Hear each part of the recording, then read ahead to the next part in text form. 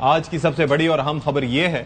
कि अब से कुछ देर पहले field marshal Syed Asim Munir Tehran रवाना हो गए हैं और उनकी रवानगी एक बहुत अहम डेवलपमेंट है। इस चीज को मद्देनजर रखते हुए कि मोहसिन नकवी साहब इस वक्त भी तेहरान में मौजूद हैं और आपको याद है कि पहले वो 16 मई को गए थे, उसके बाद फिर वो वापस आए, कोयटा में जाके वजीर आजम और फील्ड मार्शल से मिले और उसके बाद फिर वो दोबारा वहां पर गए और वहां पर काफी सारी जो चीजें थी उन्होंने जाहिर है उनके ऊपर डिस्कशन हुई, उनकी बास इराकची साहब से मुलाकात हुई, IRGC के नुमाइंदों से उनकी मुलाकात हुई और अब यह है कि लग ये रहा है कि जिस तरह से कल हमने आपको ये खबर दी थी और अल अरबिया की जानिब से ये कहा गया था, मैं आपके सामने बयान भी कर देता हूं कि work is under way to put the finishing touches on the text of an agreement between Washington and Tehran. और उसका अगला नुक्ता सुनिए जरा। The Pakistani army chief may visit Iran tomorrow to announce the final version of the agreement.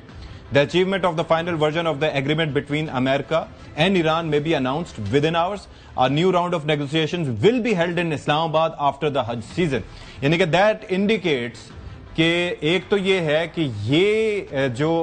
दौरा है field marshal साहब का, ये महज दौरा नहीं, अल्लाह ताला सारी चीजें ठीक रखे क्योंकि उसके अंदर काफी स्पॉयलर्स भी इन्वॉल्व हैं।